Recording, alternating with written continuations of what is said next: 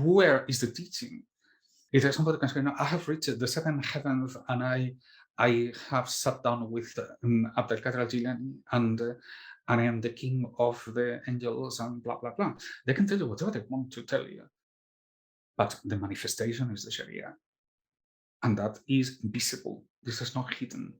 And if somebody comes to you and he says, there is nothing you can do with riba, or I don't care about riba, then you have the greatest indication that you need. You don't need any further indication. You don't need to dig into what is his silsila. It doesn't matter. Even if he has the good silsila or the silsila is wrong, it doesn't matter. This man cannot see and cannot act, and therefore you can affirm with absolute certainty he has no closeness with the affair. He doesn't see, he doesn't know. It doesn't matter what he says. He may say things that are right, but these are not relevant. The equivalent of this is somebody who finds himself in a house with a fire. And there is a big fire coming into the house. And then, having discovered the fire, you go room to room saying to the people, leave the house because we are in a fire. And there will be people in the different rooms doing different affairs. So you arrive to one of the rooms and the people are painting the windows. And you tell them, there is a fire out. Let's stop it or leave. And they look at you and say, but we're painting the windows. And they just tell them, yes, you are painting the windows, but there is a fire. The house is going to be consumed within 30 seconds. And the people look at you and they say, what do you mean? Are you saying that the windows don't need painting? And you see the windows needed painting. It's just not relevant. Not relevant on account of the biggest matter. Nothing matters when our entire society has been enslaved by a system of riba. You can discuss the quantity of pork in the gelatin used in order to create medicines. And that's maybe the greatest affair that you can engage yourself in a lifetime, but it's not relevant. Not in this time. Not in this time, maybe in another time, but not in this time. Knowledge of the time, tariqah of the time, sheikh of the time will be precisely to understand your time. And to leave Islam, to leave Tasawwuf, means that you are aware of the living conditions. You know, this man is a PhD on Tasawwuf. I remember we were one time, I was with Sheikh al-Qadir, we were traveling to Kuala Lumpur and we were giving a talk in, I don't know which name or university. We were there. And somebody, the dean of the faculty, kind of, he was introducing the most relevant people in the academia regarding philosophy, religion, and this and the other. And a person presented to us and he said, this is Dr. Ta-ta-ta-ta. He's a PhD on Tasawwuf. And I wanted to stop laughing at the moment. My sheikh looked at me like saying, don't dare. But the moment was almost comic. And so he was presenting himself in trying to say something about Tasawwuf. And we're just, I was waiting to see what can he come up with? How can you make a doctorate out of this? An affair that is kind of, it repulses itself from the scientific criticism.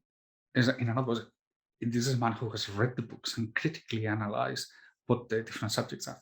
Tons of books like this, by the way.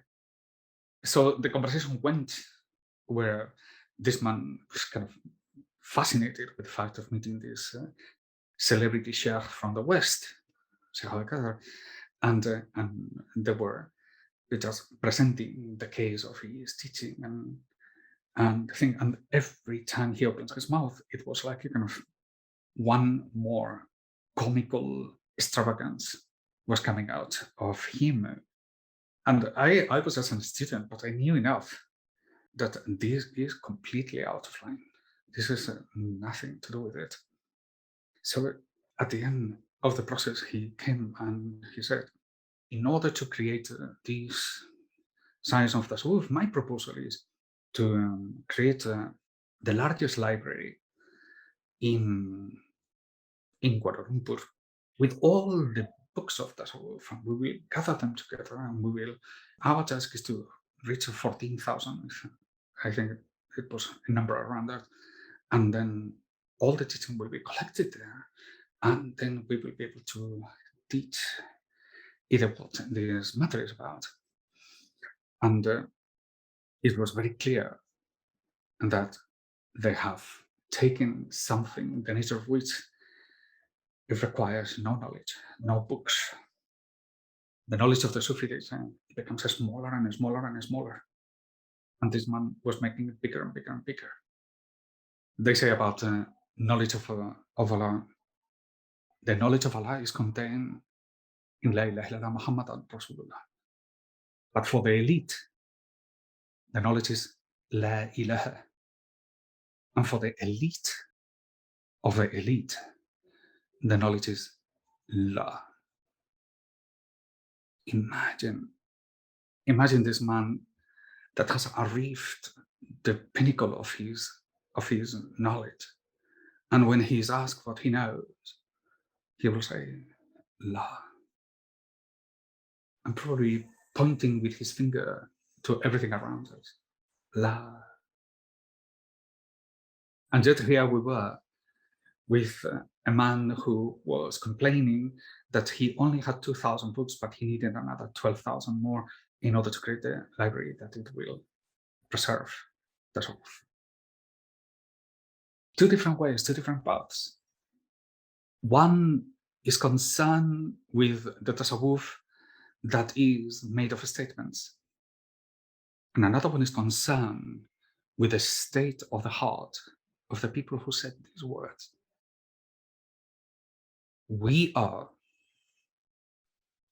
of the second type. Our affair will consist precisely in activating the heart so that we can find paths and we can find action within the reach. That the meaning of everything is within the reach of their hand becomes clear. That you don't have to go far, that everything's there. All you have to recognize is that those possibilities that emanate from your understanding of the world, from the possibilities of the limbs, are nothing but self-inflicted limitations.